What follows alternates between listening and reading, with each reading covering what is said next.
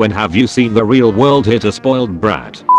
Spending $50 on food a day is not normal. College girl got cut off from her parents, drinking and not going to class, and had to get a job. She put on Facebook about how she's gonna go hungry and needs money. People offered her food and to make her dinner. She said that's okay, I just need about $40 to get through the day, I don't like to grocery shop. Edit. If you're wondering how she went through that much a day, she always ate out at a restaurant and had Starbucks twice a day. Add in snacks and alcohol, and there's $40 in one day. Point when the high school principal's daughter, who previously got away with all kinds of garbage behavior, vandalism, drinking, major bullying, got caught vandalizing a lecture hall in uni, she was unceremoniously dumped and banned. Parents whined for months on FB about their poor baby's unfair treatment and the fact that her applications to other unis were being denied. His parents are exactly why shitty children turn into even shittier adults. My ex was a prime example. He was always getting in trouble, in and out of juvie/jail, don't judge me. I was 16 and thought dating an older guy that was rough around the edges was a good idea. Obviously, I was very wrong.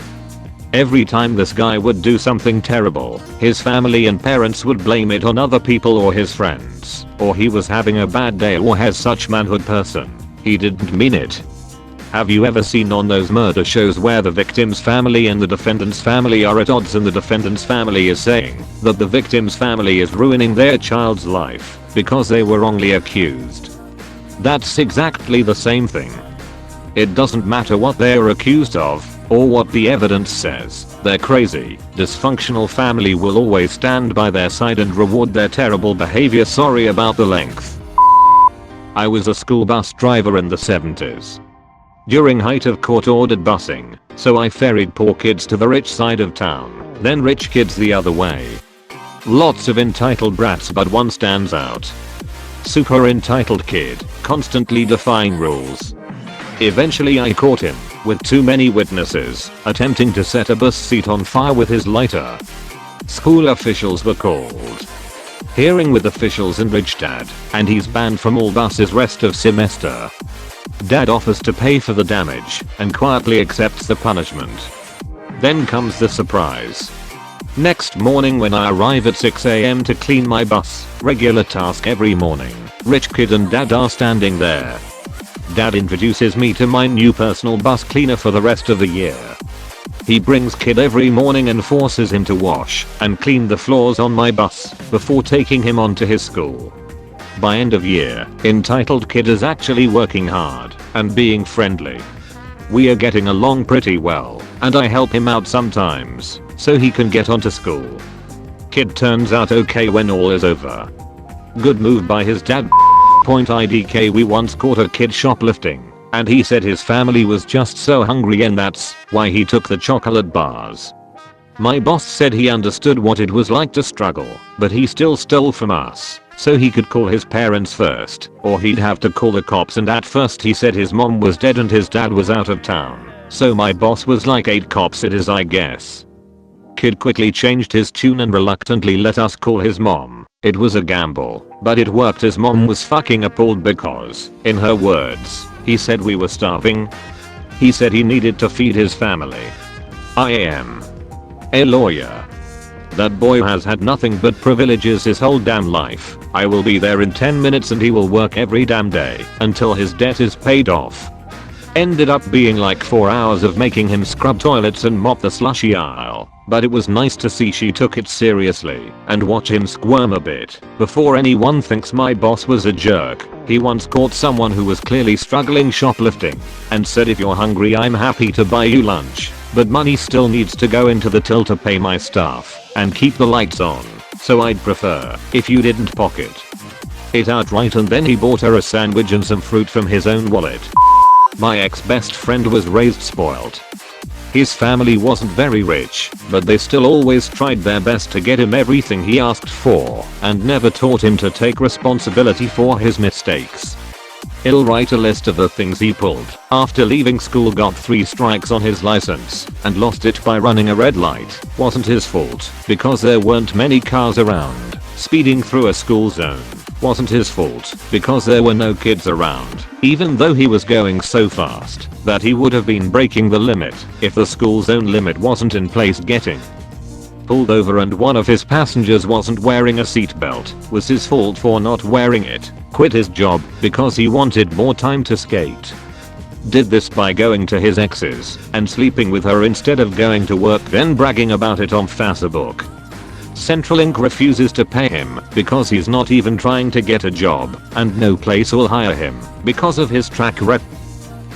Sexually assaulted a 14-year-old girl at a party. He was 21. Somehow managed to get away with that. Also, this wasn't some massive drinking party, it was a family BBQ. Assaulted a bouncer at a nightclub and then assaulted the police who tried to arrest him. Spent a week in jail for that, moved to Melbourne then Sydney, and ended up being homeless for a couple years, and is currently homeless in Germany. We'll add more when I remember it. Edit. Okay, I remembered a few more. Another time he was skateboarding in a Hungry Jack's car park and a policeman asked him to move on. Not sure how it got to this, but he ended up assaulting the policeman and taken to the station. His family had a friend who was a cop and stuck his neck out to get him released, and he then tried to sue the cop who arrested him for assault. Also, he had a 15-year-old kid with him at the time who was drunk and high, so as well as assault he was facing a charge of supplying to minors. B. Caught a train from Sydney to Melbourne and didn't pay. Thought he got away with it until his mum got a $350 fine in the mail. He never officially moved out. She demanded he pay it immediately. Drove down for the day to ask for money with his girlfriend and his mother reluctantly gave it to him. A few months later his mother gets a bill for $960 in the mail because he never used the $350 money to pay the original bill. His mother tries calling him, but can't get through for days, so she calls his girlfriend and she says they broke up a week after that visit, and she has no idea where he is. C. Also on that same train, ride to Sydney, his friends abandoned him, and he freaked out and got arrested. I took a screenshot of the convo and posted on r/Incinepia Facebook a few years ago, and will post the link once I find it. Edit. Here it is. D. He has posted a whole bunch of pathetic Facebook posts that either beg people for sympathy or money. Unfortunately he deleted these, so I can't find them. When I was working at a public library, we had a few local celebrities come in from time to time. Most of them were nice, but one had a real stick up his ass. He would bitch about having to stand in line, and about late fees, and about everything else. We would just say sorry, those are the rules, or thank you for being patient, even though he wasn't. One day, he and I were apparently both having a bad day, and when I told him there was a limit on how many DVDs or video games he could check out at a time, he slammed his hands on the desk and raged, "Do you know who I am? This is a grown-ass man." Mind, I was a little college student who barely looked old enough to drive. I was sick of his low-key bullying, so I just looked at him and said, "Yes, I do, Mr. X, and the rules still apply to you. Which of these would you like me to put back?" He was stunned. I don't think anyone had ever actually told him that the rules for everyone else did in fact apply to him as well. He was a little nicer after that. Not a lot nicer, but still. On the subject of college kids, I went to an Ivy League school in the town I grew up in.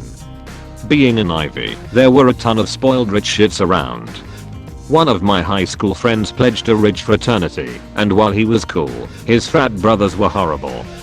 During one winter break, my friend decided to throw a Tony party at the frat as a pseudo HS reunion. One of his frat brothers was still in town, so he decided to attend the party too. I had seen this guy at a few parties during the year, and he was the worst kind of frat douche. Harassing women left and right, drinking to excess, and trying to start fights, and bullying everyone with "Do you know who my family is?" lines. While that kept most of us students from hitting him, because we had something to lose, it turns out the same shit doesn't fly with a bunch of big angry farm boys who weren't used to taking shit from a preppy douche with a superiority complex. I ended that night by peeling a few of my former HS football teammates off this guy before they killed him for throwing a drink at one guy and slapping another girl's ass. Hey guys, please remember to like and subscribe, it really helps my video out in the YouTube algorithm. Thank you for watching, hope you enjoy, and watch out for more edit bot videos.